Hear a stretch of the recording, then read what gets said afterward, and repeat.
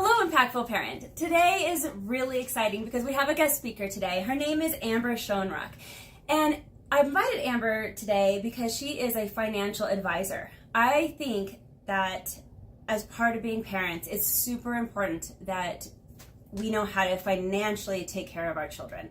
And this could be anywhere from just knowing how to save, how to spend money, to how do we get ready for college, because that in itself could be so intimidating.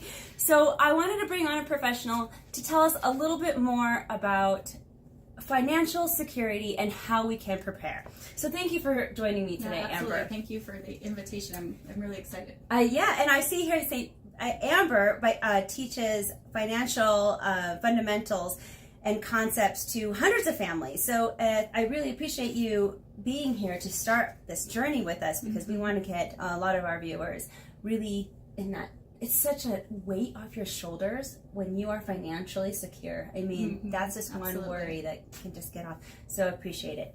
Let's start with, what are some of the biggest mistakes that people make when it comes to preparing their children for financial security? I mean, we're trying to grow these young adults, and then we send them off to college. You know, what's some of the biggest mistakes that we make as parents in doing that? Yeah, so it's a great question, and I think one of the biggest mistakes we all make is not really understanding how money works and kind of putting it off to the side and I'll deal with it later. And you know, I look at it also as, like you said, we're really trying to help our kids with their nutrition, with their education and all these things, but we oftentimes don't talk about money because we think it's either shameful or we just don't really understand it ourselves. And so I think the number one mistake people make is not understanding how money works. Now, what I think also happens is, especially when they're getting older and they're getting ready to go to college or they're leaving home for the first time, the number one mistake the kids make, the students make, is, I don't know if parents recognize this, but on most campuses there are vendors that are invited to come in, and sometimes it's services, but a lot of times it's also credit card companies, and they are offering free food, free backpacks, free anything to attract the students. Now, when you're a starving college student, free food's a great attraction, right? And here's this credit card that you don't have to have the money up front to pay for your meals or pay for whatever you want to. And so I always joke and tell people I was the poster child of what not to do in college for money. So I signed up for all those credit cards, but they didn't tell me that the interest rate would come back 25% later. They didn't then teach me how to use the credit wisely, and so I was just spending money left and right, and then next thing I know I have this huge bill that I can't afford, right? And so I think that's the number one mistake that kids make going to college and leaving home for the first time, is because it really feels like an adult thing to do, and so they're proud of it. They finally get to make their own decisions. And I think the number one thing that parents make the mistake of is not checking for understanding and just kind of assuming that the kids know about money because we see the commercials and we see all these things, but they don't check, hey, do you understand what the credit card is for? Do you understand why we're building credit, not just using free money, right? And so I think those are some of the biggest mistakes people make right out of the gate. Ooh, yeah, I could see that. I got my first credit card when I was a freshman in college. The same thing. Vendor came onto campus. I wanted a free t-shirt. I still remember it. Like, yeah, exactly. I actually still have that credit card today, which is great. Which is good. Which is, you know, good, great credit. But yes, I had to learn how to use it appropriately, and you hit it on hit the nail on the head there, because we don't always do those check-ins with our kids. So what should parents be teaching their kids now then to get them ready for that?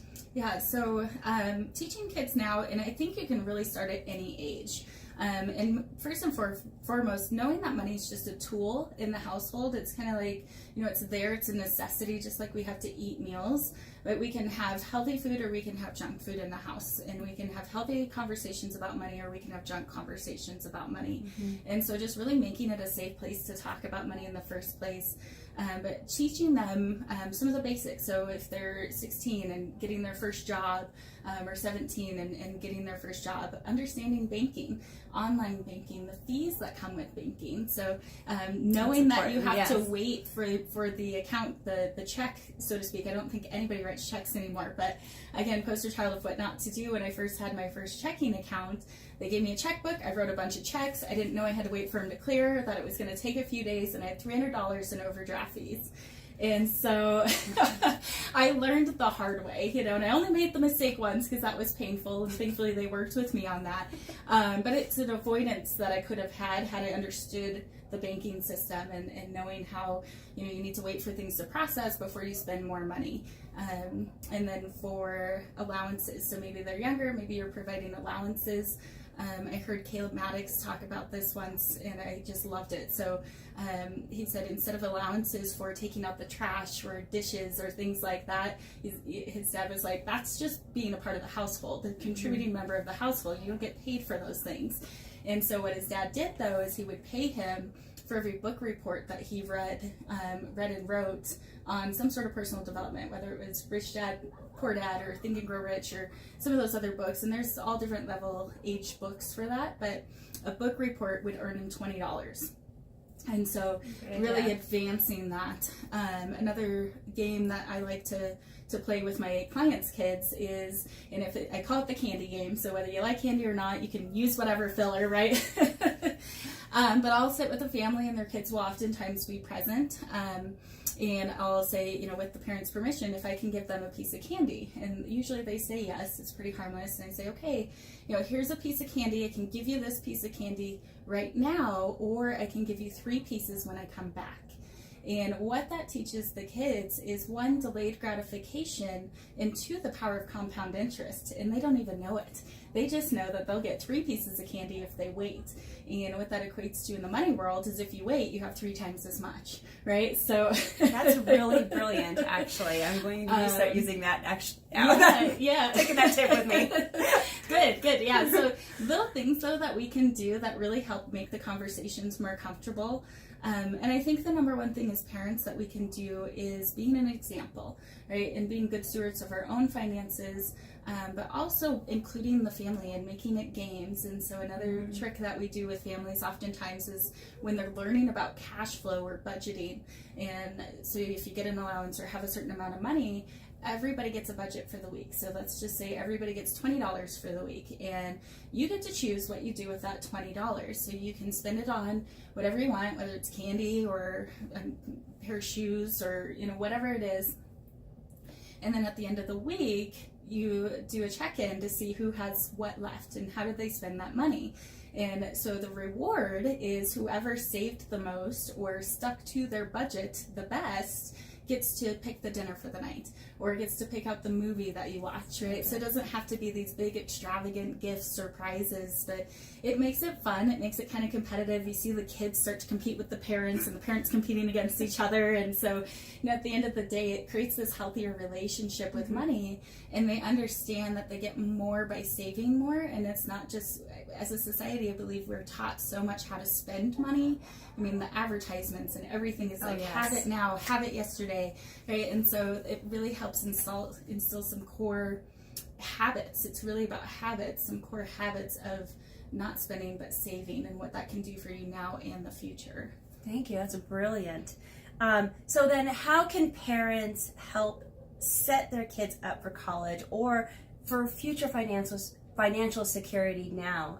Because you talk about, it's not just about the kids, it's about us too. Yeah. Role modeling this financial, just knowledge of how to handle our stuff. So how would we set our kids up? Do you have any good recommendations? Yeah, so absolutely. I think, again, number one, education is everything.